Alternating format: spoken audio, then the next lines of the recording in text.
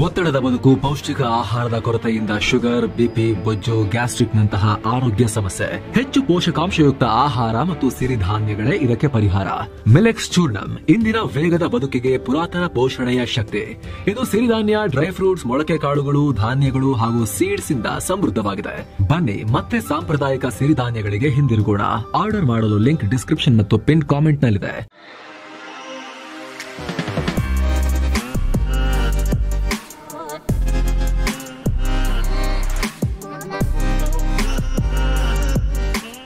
Hi friends, ದಿನದ ಎಲ್ಲ ಪ್ರಮುಖ ಸುದ್ದಿಯನ್ನ ನಿಮಗೆ ತಲುಪಿಸೋ ಮಸ್ತಮಗ.ಕಾಮ್ನ ಫುಲ್ ನ್ಯೂಸ್ಗೆ ಸ್ವಾಗತ.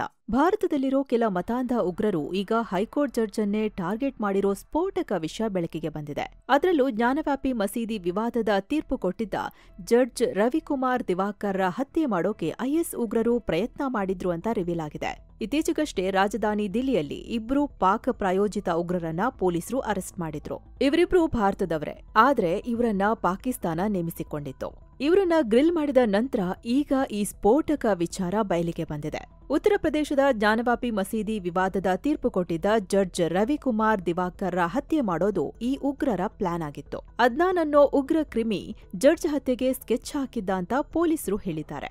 2024ರಲ್ಲೇ ಈ ಕುರಿತು ಅದ್ನಾನ್ ತನ್ನ ಇನ್ಸ್ಟಾಗ್ರಾಂನಲ್ಲಿ ಪೋಸ್ಟ್ ಹಾಕಿದ್ದ. ಆಗ ಆತನ ವಿರುದ್ಧ ಉತ್ತರ ಪ್ರದೇಶದ ಭಯೋತ್ಪಾದನಾ ನಿಗ್ರಹ ದಳ ATS ಎಫ್ಐಆರ್ ದಾಖಲಿಸಿತ್ತು ಅಂತ ದೆಹಲಿ ಪೊಲೀಸರು ಹೇಳಿದ್ದಾರೆ. ಜೊತೆಗೆ ಈತನಿಗೆ ಸಿರಿಯಾ ಮೂಲದ ಹ್ಯಾಂಡ್ಲರ್ಸ್ ಜೊತೆ ಲಿಂಕ್ ಇತ್ತು. ಯುವಕರ ತಲೆಯಲ್ಲಿ ಉಗ್ರ ಬೀಜ ಬಿತ್ತೋಕೆ ಇವನು ಪ್ರಯತ್ನ ಮಾಡ್ತಿದ್ದ.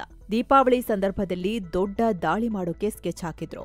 ಇವರ ಪ್ಲಾನ್ ಆಲ್ಮೋಸ್ಟ್ ಅಂತಿಮ ಘಟ್ಟಕ್ಕೆ ಬಂದಿದ್ದು, ಇನ್ನೇನು ದಾಳಿ ಮಾಡೋದ್ರಲ್ಲಿದ್ರು ಅಂತ ಆಘಾತಕಾರಿ ಮಾಹಿತಿಯನ್ನ ಪೊಲೀಸರು ಬಿಚ್ಚಿಟ್ಟಿದ್ದಾರೆ. ಅಂದಾಗೆ 2021ರಲ್ಲಿ ಹಿಂದೂ ಮಹಿಳೆಯರ ಗುಂಪೊಂದು ಜ್ಞಾನವ್ಯಾಪಿ ಮಸೀದಿ ಕಾಂಪ್ಲೆಕ್ಸ್ ಒಳಗಿರೋ ಹಿಂದೂ ದೇವರ ಮೂರ್ತಿ ಪೂಜಿಸೋಕೆ ಅನುಮತಿ ನೀಡಿ ಅಂತ ವಾರಣಾಸಿ ಕೋರ್ಟ್ನಲ್ಲಿ ಅರ್ಜಿ ಸಲ್ಲಿಸಿದ್ರು. ಆಗ ಜಡ್ಜ್ ರವಿಕುಮಾರ್ ದಿವಾಕರ್ ಅವರಿದ್ದ ಪೀಠ ಮಸೀದಿ ಆವರಣದ ವಿಡಿಯೋ ಸರ್ವೆ ನಡೆಸಬೇಕು ಅಂತ 2022ರಲ್ಲಿ ಆದೇಶ ಹೊರಡಿಸಿತ್ತು. ಈ ಕಾರಣದಿಂದಲೇ ಉಗ್ರ ಅದ್ನಾನ್ ಜಡ್ಜ್ ರವಿಕುಮಾರ್ರನ್ನ ಟಾರ್ಗೆಟ್ ಮಾಡಿದ್ದ ಅಂತ ತನಿಖೆಯಲ್ಲಿ ಗೊತ್ತಾಗಿದೆ. ಆಂಧ್ರಪ್ರದೇಶದ ಬಸ್ ದುರಂತಕ್ಕೆ ಸಂಬಂಧಪಟ್ಟಂತೆ ಆಘಾತಕಾರಿ ಮಾಹಿತಿ ಹೊರಬಿದ್ದಿದೆ. ಪ್ರಾಥಮಿಕ ತನಿಖೆಯಲ್ಲಿ ಬೆಂಕಿ ಹತ್ತಿಕೊಳ್ಳಲು ಬಸ್ಸಿನ ಬ್ಯಾಟರಿ ಮತ್ತು ಬಸ್ನಲ್ಲಿ ಸಾಗಿಸುತ್ತಿದ್ದ 234 ಸ್ಮಾರ್ಟ್ ಫೋನ್ ಕಾರಣ ಅನ್ನೋದು ಗೊತ್ತಾಗಿದೆ. ಮೊಬೈಲ್ಗಳಿಂದಾಗಿ ಬೆಂಕಿ ವೇಗವಾಯಿತು, ಅದು ಇಡೀ ಬಸ್ ತುಂಬಾ ಹರಡಿತು. ಆ ಮೊಬೈಲ್ನೊಳಗಿದ್ದ ಲಿಥಿಯಂ ಅಯಾನ್ ಬ್ಯಾಟರಿಗಳು ಬೆಂಕಿಗೆ ಸ್ಫೋಟಗೊಂಡು ಪ್ರಯಾಣಿಕರ ಕ್ಯಾಬಿನ್ಗೆ ತಲುಪಿತು ಅಂತ ಫೋರೆನ್ಸಿಕ್ ತಜ್ಞರು ಬಹಿರಂಗಪಡಿಸಿದ್ದಾರೆ. ಇನ್ನು ಮೃತಪಟ್ಟ ಪ್ರಯಾಣಿಕರನ್ನ ಗುರುತಿಸಲು DNA ಪರೀಕ್ಷೆ ಮಾಡ್ತಾ ಇದ್ದು, ಸೋಮವಾರದ ಹೊತ್ತಿಗೆ ಪ್ರಕ್ರಿಯೆ ಪೂರ್ಣಗೊಳ್ಳುತ್ತೆ ಅಂದಿದ್ದಾರೆ. ಇನ್ನು ಈ ದುರಂತಕ್ಕೆ ಕಾರಣನಾದ ಬೈಕ್ ಸವಾರ ಕುಡಿದು ಗಾಡಿ ಓಡಿಸುತ್ತಿದ್ದ ಅಂತ ಪೊಲೀಸರು ಮಾಹಿತಿ ನೀಡಿದ್ದಾರೆ. ಘಟನೆಗಿಂತ ಮುಂಚೆ ಆತ ಕುಡಿದು ಮನಬಂದಂತೆ ಗಾಡಿ ಓಡಿಸಿದ್ದು ಸಿಸಿ ಕ್ಯಾಮೆರಾದಲ್ಲಿ ಸೆರೆಯಾಗಿದೆ. ವಿಷಯ ತಿಳಿಯುತ್ತಿದ್ದಂತೆ ಹೈದರಾಬಾದ್ ಪೊಲೀಸರು ಆಕ್ಟಿವ್ ಆಗಿದ್ದಾರೆ. ಇನ್ನು ಯಾವುದೇ ಕಾರಣಕ್ಕೂ ಕುಡಿದು ಗಾಡಿ ಓಡಿಸೋರಿಗೆ ಎಕ್ಸ್ಕ್ಯೂಸ್ ಕೊಡಲ್ಲ. ಅವರು ಯಾವುದೇ ಭಯೋತ್ಪಾದಕರಿಗೂ ಕಡಿಮೆ ಇಲ್ಲ. ಈಗ ಸುಮ್ಮನೆ 20 ಜನ ಅಮಾಯಕರ ಪ್ರಾಣ ಹೋಗಿದೆ ಅಂತ ಪೊಲೀಸ್ ಕಮಿಷನರ್ VC ಸಜ್ಜನರ್ ಹೇಳಿದ್ದಾರೆ. ಇನ್ನು ಈ ದುರಂತ ಮಾಸೋ ಮುನ್ನವೇ ಯುಪಿಯಲ್ಲಿ ಇಂಥದ್ದೇ ಇನ್ನೊಂದು ಘಟನೆ ನಡೆದಿದೆ. ಆಗ್ರಾದಿಂದ ಲಕ್ನೋಗೆ ಬರ್ತಿದ್ದ ಡಬಲ್ ಡೆಕ್ಕರ್ ಬಸ್ ಬೆಂಕಿಗೆ ಆಹುತಿಯಾಗಿದೆ. ಅದೃಷ್ಟವಶಾತ್ ಪ್ರಯಾಣಿಕರನ್ನೆಲ್ಲ ಬೆಂಕಿ ಹತ್ತೋ ಮುನ್ನ ರಕ್ಷಣೆ ಮಾಡಲಾಗಿದೆ. ಎಲ್ಲರೂ ಪ್ರಾಣಾಪಾಯದಿಂದ ಪಾರಾಗಿದ್ದಾರೆ. ಇನ್ನು ಆಂಧ್ರದ ಘಟನೆ ಬೆನ್ನಲ್ಲೇ ರಾಜ್ಯ ಸಾರಿಗೆ ಇಲಾಖೆ ಎಚ್ಚೆತ್ತುಕೊಂಡಿದೆ. ರಾಜ್ಯದ ಎಲ್ಲಾ ಸಾರಿಗೆ ಬಸ್ಗಳಲ್ಲಿರೋ ಸುರಕ್ಷತಾ ಕ್ರಮಗಳನ್ನು ಪರಿಶೀಲಿಸಿ ಅಂತ ರಾಜ್ಯ ಸಾರಿಗೆ ಮಂತ್ರಿ ರಾಮಲಿಂಗಾರೆಡ್ಡಿ 4 ನಿಗಮಗಳ ವ್ಯವಸ್ಥಾಪಕ ನಿರ್ದೇಶಕರಿಗೆ ಪತ್ರ ಬರೆದಿದ್ದಾರೆ. ಕೆಎಸ್ಆರ್ಟಿಸಿ, ಬಿಎಂಟಿಸಿ, ವಾಯುವ್ಯ ಕರ್ನಾಟಕ ಸಾರಿಗೆ ಮತ್ತು ಕಲ್ಯಾಣ ಕರ್ನಾಟಕ ಸಾರಿಗೆ ನಿಗಮದ ಮುಖ್ಯಸ್ಥರಿಗೆ ಪತ್ರದ ಮೂಲಕ ಸಲಹೆ ನೀಡಿದ್ದಾರೆ. ಬಸ್ಗಳಲ್ಲಿ ಯಾವುದೇ ವಾಣಿಜ್ಯ ಸರಕು ಅಥವಾ ಲಗೇಜ್ ಸಾಗಿಸೋ ಸಂದರ್ಭದಲ್ಲಿ ಬೆಂಕಿ ಸ್ಪರ್ಶಕ್ಕೆ ಸರಳವಾಗಿ ಉರಿಯೋ ವಸ್ತುಗಳನ್ನ ಮತ್ತು ಇತರೆ ಸ್ಫೋಟಕ ವಸ್ತುಗಳನ್ನ ಸಾಗಿಸದಂತೆ ನಿಗಾವಹಿಸಬೇಕು. ಎಲ್ಲಾ AC ಬಸ್ಗಳಲ್ಲಿ ತುರ್ತು ಸಂದರ್ಭಗಳಲ್ಲಿ ಕಿಟಕಿಗಳನ್ನ ಒಡೆಯೋಕೆ ಸುತ್ತಿಗೆಗಳು ಕಡ್ಡಾಯವಾಗಿರಬೇಕು. ಲಗೇಜ್ ಸಾಗಿಸೋ ಜಾಗದಲ್ಲಿ ಯಾವುದೇ ವ್ಯಕ್ತಿಗೆ ಮಲಗಲು ಅವಕಾಶ ನೀಡಬಾರದು. ಬಸ್ಗಳ ನವೀಕರಣದ ಬಗ್ಗೆ ಪರಿಶೀಲನೆ ನಡೆಸಬೇಕು ಮತ್ತು ಈ ಮೇಲಿನ ಯಾವುದೇ ನ್ಯೂನತೆ ಕಂಡುಬಂದರೂ ಸಂಬಂಧಪಟ್ಟವರ ಮೇಲೆ ನಿರ್ದಾಕ್ಷಿಣ್ಯವಾಗಿ ಕ್ರಮ ಕೈಗೊಳ್ಳಬೇಕು ಅಂತ ಸೂಚನೆ ನೀಡಿ ಪತ್ರ ಬರೆದಿದ್ದಾರೆ. ಇನ್ನು ಸ್ನೇಹಿತರೆ, ರಾಜ್ಯ, ದೇಶ ಮತ್ತು ವಿದೇಶದಲ್ಲಿ ಏನೇನಾಗಿದೆ ಅಂತ ನೋಡೋಕ್ಕೂ ಮೊದಲು ನಮ್ಮ ಆತ್ಮೀಯ ವೀಕ್ಷಕರಲ್ಲಿ ಒಂದು ಸಣ್ಣ ಮನವಿ. ನೀವಿನ್ನೂ ನಮ್ಮ ಚಾನೆಲ್ ಅನ್ನ ಸಬ್ಸ್ಕ್ರೈಬ್ ಮಾಡಿಲ್ಲ ಅಂದ್ರೆ ದಯವಿಟ್ಟು ಈ ಕೂಡಲೇ ಸಬ್ಸ್ಕ್ರೈಬ್ ಮಾಡಿ. ಪಕ್ಕದಲ್ಲಿರೋ ಗಂಟೆ ಬಟನ್ ಮೇಲೆ ಕ್ಲಿಕ್ ಮಾಡಿ. ಇದರಿಂದ ಮತ್ತಷ್ಟು ನಿಖರ ಮತ್ತು ಸ್ಪಷ್ಟವಾದ ಮಾಹಿತಿ ಕೊಡೋಕೆ ನಮಗೆ ಪ್ರೋತ್ಸಾಹ ಸಿಗುತ್ತೆ. ಬನ್ನಿ ಈಗ ಸುದ್ದಿಯಲ್ಲಿ ಮುಂದುವರಿಯೋಣ. ಜಾರ್ಖಂಡ್ನ ವೆಸ್ಟ್ ಸಿಗ್ಮುಮ್ ಜಿಲ್ಲೆಯ ಚೈಬಾಸಾ ಸರ್ಕಾರಿ ಆಸ್ಪತ್ರೆಯಲ್ಲಿ ಇಡೀ ವೈದ್ಯ ಜಗತ್ತು ತಲೆ ತಗ್ಗಿಸೋ ಘಟನೆ ನಡೆದಿದೆ. ವೈದ್ಯರ ನಿರ್ಲಕ್ಷ್ಯಕ್ಕೆ ಮಕ್ಕಳಿಗೆ HIV ಸೋಂಕಿತ ರಕ್ತ ನೀಡಲಾಗಿದೆ. ಆಸ್ಪತ್ರೆಯಲ್ಲಿ ರಕ್ತ ವರ್ಗಾವಣೆ ನಂತರ ಕನಿಷ್ಠ 5 ಮಕ್ಕಳಿಗೆ HIV ಪಾಸಿಟಿವ್ ಬಂದಿದೆ. ಈ ಘಟನೆಗೆ ಸಾರ್ವಜನಿಕ ವಲಯದಲ್ಲಿ ತೀವ್ರ ಆಕ್ರೋಶ ವ್ಯಕ್ತವಾಗಿದೆ. ಆಸ್ಪತ್ರೆಯ ಬ್ಲಡ್ ಬ್ಯಾಂಕ್ನಿಂದ ಥಲಸೆಮಿಯಾ ಪೀಡಿತ ಮಗುವಿಗೆ HIV ಸೋಂಕಿತ ರಕ್ತವನ್ನ ನೀಡಲಾಗಿದೆ ಅಂತ ಮಗುವಿನ ಕುಟುಂಬ ಆರೋಪಿಸಿದ ನಂತರ ಈ ಕೇಸ್ ಬೆಳಕಿಗೆ ಬಂದಿದೆ. ಇದಾದ ಬಳಿಕ ಥಲಸೆಮಿಯಾ ಪೀಡಿತ ಇತರೆ 4 ಮಕ್ಕಳನ್ನ ಪರೀಕ್ಷಿಸಿದಾಗ ಅವರಲ್ಲೂ ಕೂಡ HIV ಪಾಸಿಟಿವ್ ಇರೋದು ಗೊತ್ತಾಗಿದೆ.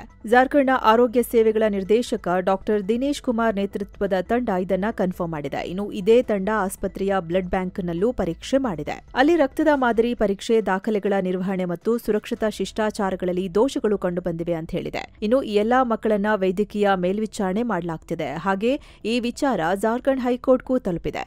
ಕೋರ್ಟ್ ಸ್ವಯಂ ಪ್ರೇರಿತ ದೂರು ದಾಖಲಿಸಿಕೊಂಡಿದೆ. ಜಾರ್ಖಂಡ್ ಆರೋಗ್ಯ ಇಲಾಖೆಯಿಂದ ವರದಿಯನ್ನ ಕೇಳಿದೆ. ಆರ್ಎಸ್ಎಸ್ ಪಥಸಂಚಲನದಲ್ಲಿ ಭಾಗಿಯಾಗಿದ್ದಾರೆ ಅಂತ ಹೇಳಿ ಸರ್ಕಾರಿ ಅಧಿಕಾರಿಗಳನ್ನ ಅಮಾನತು ಮಾಡಿದ್ದ ರಾಜ್ಯ ಸರ್ಕಾರ ಇದೀಗ ಕುತೂಹಲಕಾರಿ ಹೆಜ್ಜೆ ಇಟ್ಟಿದೆ.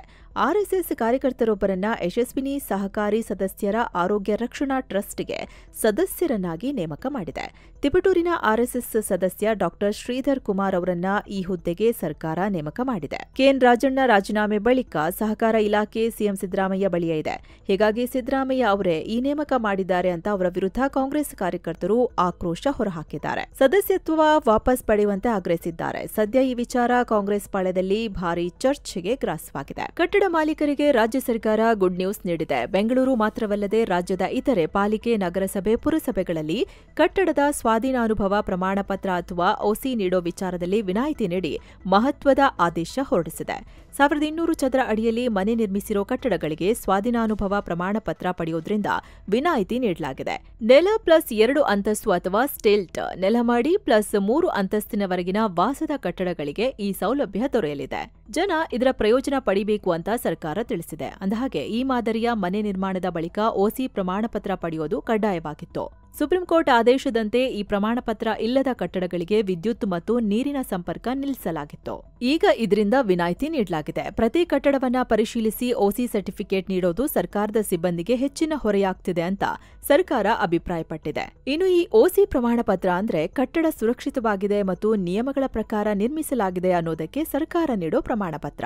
ಇದು ಕಟ್ಟಡದ ಮಾಲೀಕರಿಗೆ ಕಾನೂನುಬದ್ಧ ಮಾನ್ಯತೆ ನೀಡುತ್ತೆ. ಇನ್ನು OC ವಿನಾಯಿತಿ ಬಗ್ಗೆ ಹೆಚ್ಚಿನ ಮಾಹಿತಿಯನ್ನ ಸ್ಥಳೀಯ ಸಂಸ್ಥೆಗಳಲ್ಲಿ ವಿಚಾರಿಸಬಹುದು ಅಂತ ಸರ್ಕಾರ ತಿಳಿಸಿದೆ.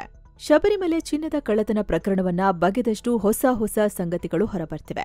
ಆರೋಪಿ ಉನ್ನಿಕೃಷ್ಣನ್ ಪೊಟ್ಟಿ ಅಸಲಿ ಚಿನ್ನದ ಬಾಗಿಲನ್ನ ತನ್ನ ಬಳಿ ಇಟ್ಕೊಂಡು ತಾಮ್ರದ ಬಾಗಿಲನ್ನ ದೇವಸ್ಥಾನಕ್ಕೆ ಕೊಟ್ಟಿದ್ದ. ಪಕ್ಕಾ ಪ್ಲಾನ್ ಮಾಡಿ ಈ ಕಳ್ಳತನ ಮಾಡಲಾಗಿದೆ ಅಂತ ಕೇರಳದ SIT ಅಧಿಕಾರಿಗಳು ತಿಳಿಸಿದ್ದಾರೆ. ಅಲ್ಲದೆ ಆರೋಪಿ ಉನ್ನಿಕೃಷ್ಣನ್ 3 ಕಡೆ ಚಿನ್ನದ ಬಾಗಿಲು ಲೇಪನ ಮಾಡೋಕಂತ ಕೊಟ್ಟಿದ್ದ. ಈ ಪೈಕಿ 2 ಕಡೆ ಮಾತ್ರ ನಿಜವಾದ ಚಿನ್ನದ ಲೇಪನ ಮಾಡಿಸಿ 1 ಕಡೆ ತಾಮ್ರದ ಲೇಪನ ಮಾಡಿಸಿದ್ದ. ಅದನ್ನೇ ದೇವಸ್ಥಾನಕ್ಕೆ ಕೊಟ್ಟಿದ್ದ ಅನ್ನೋದು SIT ಅಧಿಕಾರಿಗಳು ಪತ್ತೆ ಹಚ್ಚಿದ್ದಾರೆ. ಇನ್ನು ಬಳ್ಳಾರಿಯ ಚಿನ್ನದ ವ್ಯಾಪಾರಿ ತನಗೆ ಉನ್ನಿಕೃಷ್ಣನ್ ಚಿನ್ನ ಕೊಟ್ಟಿರುವುದನ್ನ ಒಪ್ಕೊಂಡಿದ್ದು, ನಾನೇ ಲೇಪನ ಮಾಡಿ ಕೊಟ್ಟಿದ್ದೆ, ಆಮೇಲೆ ಅದು ಹೇಗೆ ಬದಲಾಯಿತೋ ಗೊತ್ತಿಲ್ಲ ಅಂದಿದ್ದಾರೆ. ತನಿಖೆಗೆ ಪೂರ್ಣ ಸಹಕಾರ ನೀಡುವುದಾಗಿ ಹೇಳಿದ್ದಾರೆ. ಚಿತ್ರದುರ್ಗದ ರೇಣುಕಾಸ್ವಾಮಿ ಕೊಲೆ ಕೇಸ್ನ 14ನೇ ಆರೋಪಿ ಪ್ರದೋಷ್ಗೆ ಕೋರ್ಟ್ ಮಧ್ಯಂತರ ಜಾಮೀನು ನೀಡಿದೆ. ಆರೋಪಿ ಪ್ರದೋಷ್ ತಂದೆ ಇತ್ತೀಚೆಗಷ್ಟೇ ನಿಧನ ಹೊಂದಿದ್ದು, ಅವರ ಉತ್ತರಾಧಿ ಕ್ರಿಯೆಗಳನ್ನು ನೆರವೇರಿಸೋಕೆ ಪ್ರದೋಷ್ಗೆ ಜಾಮೀನು ನೀಡಬೇಕು ಅಂತ ಬೆಂಗಳೂರಿನ 57ನೇ CCH ಕೋರ್ಟ್ಗೆ ಅರ್ಜಿ ಹಾಕಲಾಗಿತ್ತು. ಈಗ ಕೋರ್ಟ್ 20 ದಿನಗಳ ಮಧ್ಯಂತರ ಜಾಮೀನು ಮಂಜೂರು ಮಾಡಿದೆ. ಜಮ್ಮು ಕಾಶ್ಮೀರದ ಕಥುವಾ ಜಿಲ್ಲೆಯಲ್ಲಿ ಪ್ರವಾಸಿಗರ ಕ್ಯಾಬ್ ಮೇಲೆ ಗುಂಪೊಂದು ದಾಳಿ ಮಾಡಿದೆ. ಅದರಲ್ಲಿದ್ದ ಪ್ರಯಾಣಿಕರು ಮತಾಂತರದಲ್ಲಿ ಭಾಗಿಯಾಗಿದ್ದಾರೆ ಅಂತ ವರದಿ ಹರಡಿದ ಬೆನ್ನಲ್ಲೇ ಈ ಘಟನೆಯಾಗಿದೆ. ಪುರುಷರ ಗುಂಪೊಂದು ಕ್ಯಾಬ್ ಮೇಲೆ ಕಟ್ಟಿಗೆಗಳಿಂದ ದಾಳಿ ಮಾಡ್ತಿರೋ ವಿಡಿಯೋ ಕೂಡ ಹರಿದಾಡ್ತಿದೆ. ಪೊಲೀಸರು ಆ ಗುಂಪನ್ನ ತಡೆಯೋಕೆ ಪ್ರಯತ್ನ ಮಾಡ್ತಿರೋದು ವಿಡಿಯೋದಲ್ಲಿ ಕಂಡುಬಂದಿದೆ. ಸದ್ಯ ಈ ಘಟನೆಗೆ ಸಂಬಂಧಿಸಿ FIR ದಾಖಲಾಗಿದೆ. ಪ್ರಮುಖ ಆರೋಪಿಯನ್ನ ಅರೆಸ್ಟ್ ಮಾಡಲಾಗಿದ್ದು, ಉಳಿದ ಆರೋಪಿಗಳ ಪತ್ತೆಗೆ ಪೊಲೀಸರು ತನಿಖೆ ಶುರು ಮಾಡಿದ್ದಾರೆ. ಇನ್ನು ಈ ದಾಳಿಯ ವಿಡಿಯೋದಲ್ಲಿ ಪೊಲೀಸರು ಕೂಡ ಕಂಡುಬಂದಿದ್ರು. ಅಲ್ಲೇ ಇದ್ರೂ ಕೂಡಲೇ ದಾಳಿ ನಡೆಯೋದನ್ನ ತಡೆಯೋದ್ರಲ್ಲಿ ವಿಫಲರಾದ್ರು ಅಂತ ಅಲ್ಲಿನ ಜನರು ಆಕ್ರೋಶ ಹೊರಹಾಕಿದ್ದಾರೆ. ಹೀಗಾಗಿ ಕರ್ತವ್ಯ ಲೋಪದ ಆಧಾರದ ಮೇಲೆ 7 ಪೊಲೀಸ್ ಅಧಿಕಾರಿಗಳನ್ನ ಅಮಾನತು ಮಾಡಲಾಗಿದೆ. ತನಿಖೆಗೆ ಕೂಡ ಆದೇಶಿಸಲಾಗಿದೆ. ಕರೂರು ಕಾಲ್ತುಳಿತ ಕೇಸನ್ನ ಈಗ ಸಿಬಿಐ ತನಿಖೆಗೆ ಕೈಗೆತ್ತಿಕೊಂಡಿದೆ. ಈಗಾಗಲೇ ಸಿಬಿಐನ ವಿಶೇಷ ಟೀಮ್ ಕರೂರ್ನಲ್ಲಿ ಸ್ಥಳ ಪರಿಶೀಲನೆ ನಡೆಸಿದೆ. ದಳಪತಿ ವಿಜಯ್ ಅವರ TVK ಪಕ್ಷ ಸುಪ್ರೀಂ ಕೋರ್ಟ್ನಲ್ಲಿ ಪ್ರಕರಣವನ್ನ ಸಿಬಿಐಗೆ ಒಪ್ಪಿಸಬೇಕು ಅಂತ ಅಂತ ಕೇಳ್ಕೊಂಡಿತ್ತು. ತಮಿಳುನಾಡು ರಾಜ್ಯ ಸರ್ಕಾರ ಎಸ್ಐಟಿ ರಚನೆ ಮಾಡಿದ್ರಿಂದ ನಿಷ್ಪಕ್ಷಪಾತ ತನಿಖೆ ನಡೆಯೋ ಬಗ್ಗೆ ನಮಗೆ ಅನುಮಾನ ಇದೆ. ಆದ್ರಿಂದ ಸ್ವತಂತ್ರ ತನಿಖೆ ಆಗ್ಬೇಕು ಅಂತ ಟಿವಿಕೆ ವಾದಿಸಿತ್ತು. ಕೋರ್ಟ್ ಕೂಡ ಇದನ್ನ ಪರಿಗಣಿಸಿತ್ತು. ಈಗ ಸಿಬಿಐ ತನಿಖೆ ಶುರು ಮಾಡಿದೆ. ಇನ್ನು ಮಲೇಷ್ಯಾ ರಾಜಧಾನಿ ಕೌಲಾಲಂಪುರದಲ್ಲಿ ನಡೆದಿರೋ ಆಸಿಯಾನ್ ಶೃಂಗಸಭೆಯಲ್ಲಿ ಮೋದಿ ವರ್ಚುವಲ್ ಆಗಿ ಭಾಗಿಯಾಗಿದ್ದಾರೆ. ಈ ವೇಳೆ ಮಲೇಷ್ಯಾದ ಪಿಎಂ ಅನ್ವರ್ ಇಬ್ರಾಹಿಂರನ್ನ ಅಭಿನಂದಿಸಿದ್ದಾರೆ. ಆಸಿಯಾನ್ ಭಾರತದ ಆಕ್ಟ್ ಈಸ್ಟ್ ಪಾಲಿಸಿಯ ಆಧಾರ ಸ್ತಂಭ ಅಂತ ಕರೆದಿದ್ದಾರೆ. ಭಾರತ ಪ್ರತಿಯೊಂದು ಬಿಕ್ಕಟ್ಟಿನಲ್ಲೂ ಆಸಿಯಾನ್ ಮಿತ್ರ ರಾಷ್ಟ್ರಗಳ ಜೊತೆ ನಿಂತಿದೆ. ಭಾರತ ಮತ್ತು ಆಸಿಯಾನ್ ಒಟ್ಟಾಗಿ ಜಗತ್ತಿನ ಜನಸಂಖ್ಯೆಯ ಕಾಲು ಭಾಗವನ್ನ ಪ್ರತಿನಿಧಿಸುತ್ತವೆ. ನಾವು ಬರೀ ಜಿಯೋಗ್ರಫಿಯನ್ನ ಮಾತ್ರ ಶೇರ್ ಮಾಡಲ್ಲ, ಐತಿಹಾಸಿಕ ಸಂಬಂಧಗಳನ್ನ ಹೊಂದಿದ್ದೇವೆ. ನಾವೆಲ್ಲ ಗ್ಲೋಬಲ್ ಸೌತ್ ರಾಷ್ಟ್ರಗಳ ಸಹ ಪ್ರಯಾಣಿಕರು ಅಂತ ಆಸಿಯಾನ್ ಸದಸ್ಯರಿಗೆ ಹೇಳಿದ್ದಾರೆ. ಇನ್ನು ಪ್ರಧಾನಿ ಮೋದಿ ತಮ್ಮ 127ನೇ ಮನ್ ಕಿ ಬಾತ್ ಉದ್ದೇಶಿಸಿ ಮಾತನಾಡಿದ್ದಾರೆ. ಬಂಕಿಂ ಚಂದ್ರ ಚಟರ್ಜಿ ಅವರು ಬರೆದ ವಂದೇ ಮಾತರಂ ಗೀತೆಗೆ 150 ವರ್ಷ ಆಗಿರೋದನ್ನ ದೇಶವಾಸಿಗಳು ಸೆಲೆಬ್ರೇಟ್ ಮಾಡಬೇಕು ಅಂತ ಕೇಳ್ಕೊಂಡಿದ್ದಾರೆ. ಇದೇ ಸಂದರ್ಭ ದೇಸಿ ನಾಯಿ ತಳಿಗಳನ್ನ ಸೇನೆಯಲ್ಲಿ ಸೇರಿಸಿಕೊಂಡು ಟ್ರೈನ್ ಮಾಡ್ತಿರೋದಕ್ಕೆ ಬಿಎಸ್ಎಫ್ ಯೋಧರನ್ನ ಶ್ಲಾಘಿಸಿದ್ದಾರೆ. ಇನ್ನು ಭಾರತದ ಸುಪ್ರೀಂ ಕೋರ್ಟ್ನಲ್ಲಿ ಭೂತಾನ್ನ ಕಾನೂನು ಪದವೀಧರರಿಗೆ 2 ಕ್ಲರ್ಕ್ ಹುದ್ದೆಗಳನ್ನ ನೀಡಲಿದ್ದೇವೆ ಅಂತ ಸಿಜೆಐ ಬಿಆರ್ ಗವಾಯಿ ಘೋಷಿಸಿದ್ದಾರೆ. 2 ರಾಷ್ಟ್ರಗಳ ನಡುವಿನ ನ್ಯಾಯಾಂಗ ವ್ಯವಸ್ಥೆಯ ಸಹಯೋಗವನ್ನ ಬಲಪಡಿಸೋಕೆ ಈ ಕ್ರಮ ಕೈಗೊಳ್ಳಲಾಗ್ತಿದೆ ಅಂತ ತಮ್ಮ ಭೂತಾನ್ ಭೇಟಿಯಲ್ಲಿ ತಿಳಿಸಿದ್ದಾರೆ. ಇನ್ನು ದೇಶದಲ್ಲಿ ದೊಡ್ಡ ನಕ್ಸಲ್ ಶರಣಾಗತಿಯಾಗಿದೆ. ಛತ್ತೀಸ್ಗಢ್ನ ಕಾಂಕೇರ್ ಜಿಲ್ಲೆಯಲ್ಲಿ 13 ಮಹಿಳಾ ನಕ್ಸಲರು ಮತ್ತು 8 ಪುರುಷ ನಕ್ಸಲರು ಸೇರಿ 21 ಜನ ಶರಣಾಗಿದ್ದಾರೆ. ಭಾರೀ ಪ್ರಮಾಣದ ಶಸ್ತ್ರಾಸ್ತ್ರಗಳನ್ನ ಕೂಡ ಒಪ್ಪಿಸಿದ್ದಾರೆ. ಮಯನ್ಮಾರ್ನ ಅಗ್ನಿಶಾಮಕ ತಂಡ ಗಡಿ ದಾಟಿ ಭಾರತದ ಭೂಪ್ರದೇಶಕ್ಕೆ ಆಗಮಿಸಿ ಬೆಂಕಿ ನಂದಿಸೋ ಕಾರ್ಯದಲ್ಲಿ ಸಹಕಾರ ನೀಡಿದೆ. ಮಣಿಪುರದ ಟೆಂಗ್ನೌಪಾಲ್ ಜಿಲ್ಲೆಯ ಮೋರ್ಹೆನ್ನಲ್ಲಿ ಬೆಂಕಿ ಹತ್ಕೊಂಡು 10 ಮನೆಗಳು ಬೆಂಕಿಗೆ ಆಹುತಿಯಾಗಿದ್ವು. ಈ ವೇಳೆ ಮಣಿಪುರದ ಅಗ್ನಿಶಾಮಕ ದಳದ ತಂಡಕ್ಕೆ ಮಯನ್ಮಾರ್ನ ಅಗ್ನಿಶಾಮಕ ತಂಡ ಸಹಕಾರ ನೀಡಿ ಬೆಂಕಿ ನಂದಿಸುವಲ್ಲಿ ಯಶಸ್ವಿಯಾಗಿದೆ. ಘಟನೆಯಲ್ಲಿ ಯಾವುದೇ ಸಾವು ನೋವುಗಳು ವರದಿಯಾಗಿಲ್ಲ. ಅಮೆರಿಕದಿಂದ ಗಡೀಪಾರು ಮಾಡಿದ್ದ ಬಿಷ್ಣೋಯಿ ಗ್ಯಾಂಗ್ ಸದಸ್ಯನನ್ನ ದೆಹಲಿಯಲ್ಲಿ ಬಂಧಿಸಲಾಗಿದೆ. ಈತನನ್ನ ಲಖ್ವಿಂದರ್ ಕುಮಾರ್ ಎಂದು ಗುರುತಿಸಲಾಗಿದೆ. ಈತನ ಪತ್ತೆಗಾಗಿ ಸಿಬಿಐ ಇಂಟರ್ಪೋಲ್ ಮೂಲಕ ರೆಡ್ ನೋಟಿಸ್ ಹೊರಡಿಸಿತ್ತು. ಅದರಂತೆ ಅಮೆರಿಕ ಆತನನ್ನ ಅಲ್ಲಿಂದ ಗಡೀಪಾರು ಮಾಡಿತ್ತು. ಈತನ ವಿರುದ್ಧ ಹರಿಯಾಣ ಪೊಲೀಸ್ ಠಾಣೆಯಲ್ಲಿ ಕೊಲೆ, ಸುಲಿಗೆ, ಅಕ್ರಮ ಶಸ್ತ್ರಾಸ್ತ್ರ ಹೊಂದಿದ್ದರ ಬಗ್ಗೆ ಕೇಸ್ಗಳು ದಾಖಲಾಗಿದ್ದವು. ಆತ ಡೆಲ್ಲಿಯ ಇಂದಿರಾಗಾಂಧಿ ಏರ್ಪೋರ್ಟ್ನಲ್ಲಿ ಇಳಿತಿದ್ದಂತೆ ಬಂಧಿಸಲಾಗಿದೆ. ಇನ್ನು ಸ್ನೇಹಿತರೆ, ಸುದ್ದಿಯಲ್ಲಿ ಮುಂದುವರಿಯುವುದಕ್ಕಿಂತ ಮುಂಚೆ ನಿಮ್ಮಲ್ಲಿ ಒಂದು ಸಣ್ಣ ಮನವಿ. ಮಸ್ತ್ ಮಗ ಚಾನೆಲ್ನ ಸಬ್ಸ್ಕ್ರಿಪ್ಷನ್ ಪ್ಲಾನ್ ಲಾಂಚ್ ಆಗಿದ್ದು, ದಿನಕ್ಕೆ ₹1ಗಿಂತ ಕಡಿಮೆ ವೆಚ್ಚದಲ್ಲಿ ನೀವು ನಮ್ಮ ವಿಶೇಷ ಸದಸ್ಯರಾಗಬಹುದು. ತಿಂಗಳಿಗೆ ಬರೀ ₹29ಗೆ ನಮ್ಮ ವಿಶೇಷ ವೀಕ್ಷಕರಾಗಬಹುದು. ಅವರಿಗೆ ಮೆಂಬರ್ಸ್ ಓನ್ಲಿ ಕಂಟೆಂಟ್ ಸೇರಿ ಸಾಕಷ್ಟು ಸೌಲಭ್ಯಗಳನ್ನು ಕೂಡ ನಮ್ಮ ಕಡೆಯಿಂದ ನೀಡೋ ಪ್ರಯತ್ನ ಆಗ್ತಿದೆ. ನಮ್ಮ ಈ ಪ್ರಯತ್ನ ನಿಮಗೆ ವ್ಯಾಲ್ಯೂಯಬಲ್ ಅನ್ಸಿದ್ರೆ ಈ ಕೂಡಲೇ ನೀವು ಅದನ್ನ ಕನ್ಸಿಡರ್ ಮಾಡಬಹುದು. ಕೆಳಗೆ ಕಾಣ್ತಿರೋ ಜಾಯ್ನ್ ಆಪ್ಷನ್ನ ಕ್ಲಿಕ್ ಮಾಡಿ ಜಾಯ್ನ್ ಆಗ್ಬೋದು. ಆಪಲ್ ಫೋನ್ ಬಳಸ್ತಿರೋರು ಲಿಂಕ್ ಇದೆ, ಆ ಮೂಲಕ ಜಾಯ್ನ್ ಆಗ್ಬೋದು. ಇದರಿಂದ ನಮಗೆ ಇನ್ನಷ್ಟು ನಿಖರವಾಗಿ ಮತ್ತು ಸ್ಪಷ್ಟವಾಗಿ ಮಾಹಿತಿ ಕೊಡೋಕೆ ಸಾಧ್ಯವಾಗುತ್ತೆ. ಬನ್ನಿ ಈಗ ಸುದ್ದಿಯಲ್ಲಿ ಮುಂದುವರಿಯೋಣ. ಇತ್ತೀಚೆಗಷ್ಟೇ ಮಯನ್ಮಾರ್ನ ಹುಂತಾ ಸೇನೆ ಅಲ್ಲಿನ ಕೆಕೆ ಪಾರ್ಕ್ನಲ್ಲಿರೋ ಸೈಬರ್ ಕ್ರೈಮ್ ಸೆಂಟರ್ಗಳ ಮೇಲೆ ದಾಳಿ ಮಾಡಿ 2,000ಕ್ಕೂ ಅಧಿಕ ಜನರನ್ನ ಅರೆಸ್ಟ್ ಮಾಡಿತ್ತು. ಈಗ ಇದೇ ಕೆಕೆ ಪಾರ್ಕ್ನಿಂದ ಥೈಲ್ಯಾಂಡ್ಗೆ 1,000ಕ್ಕೂ ಅಧಿಕ ಜನ ಪಲಾಯನ ಮಾಡಿದ್ದಾರೆ. ಇದರಲ್ಲಿ 399 ಜನ ಭಾರತೀಯರು ಸೇರಿದ್ದಾರೆ ಅಂತ ಥೈಲ್ಯಾಂಡ್ನ ಖಾಸೋದ್ ಮಾಧ್ಯಮ ಹೇಳಿದೆ. ತಪ್ಪಿಸಿಕೊಂಡವರಲ್ಲಿ ಇದು ಅತಿ ದೊಡ್ಡ ಗುಂಪು ಅಂತ ಹೇಳಿದೆ. ಆದರೆ ಈ ವಿಚಾರವಾಗಿ ಭಾರತ ಯಾವುದೇ ಪ್ರತಿಕ್ರಿಯೆಯನ್ನ ನೀಡಿಲ್ಲ.